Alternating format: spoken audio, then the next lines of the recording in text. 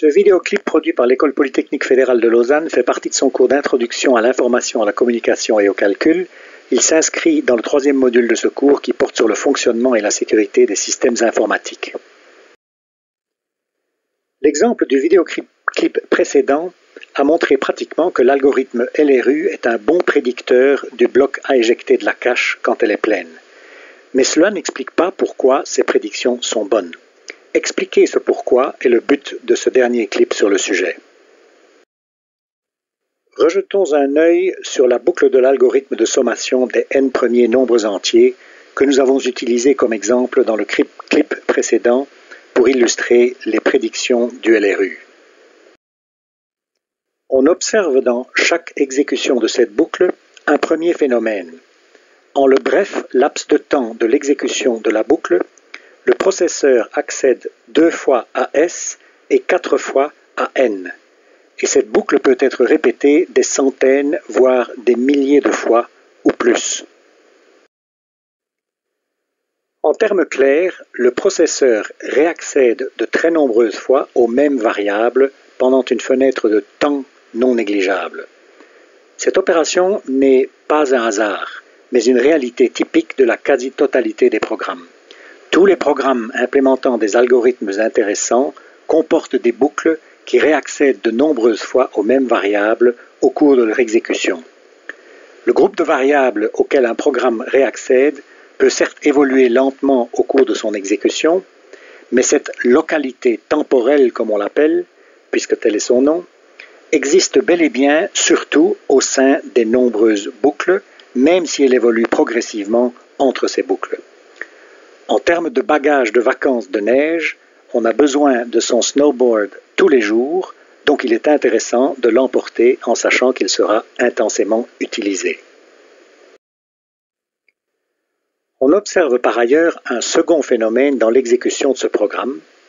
Le programme accède typiquement à des variables N et S qui se trouvent non seulement impliquées dans les mêmes calculs, mais de ce fait aussi situées à des adresses tombant dans les mêmes blocs de la mémoire, le bloc numéro 12 dans le cas présent.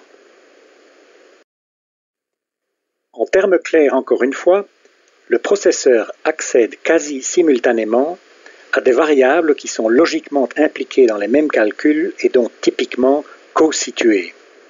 Cette observation n'est pas non plus un hasard, mais une réalité typique de tous les programmes.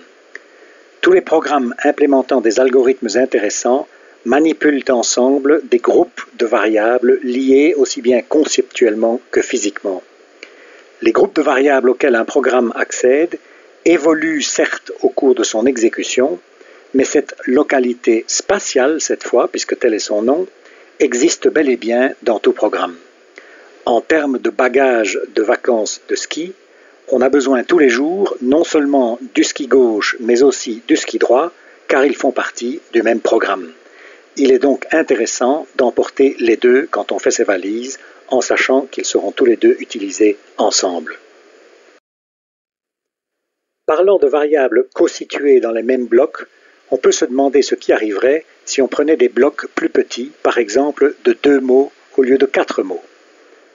Cela permettrait d'accommoder plus de blocs plus petits dans une cache de même taille.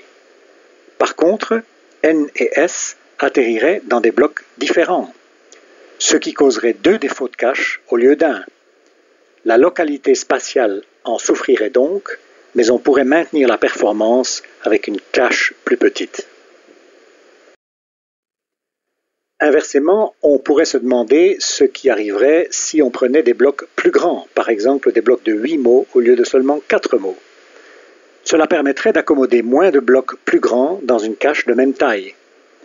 Par contre, M, N et S ne pourraient plus se retrouver en cache en même temps, ce qui causerait aussi 2 défauts de cache au lieu d'un seul à chaque exécution du programme. Donc ici, c'est la localité temporelle qui souffrirait, mais on pourrait maintenir la performance avec une cache plus grande. Au final, on voit que si on réduit la taille des blocs, cela favorise la localité temporelle, mais nuit à la localité spatiale et vice-versa.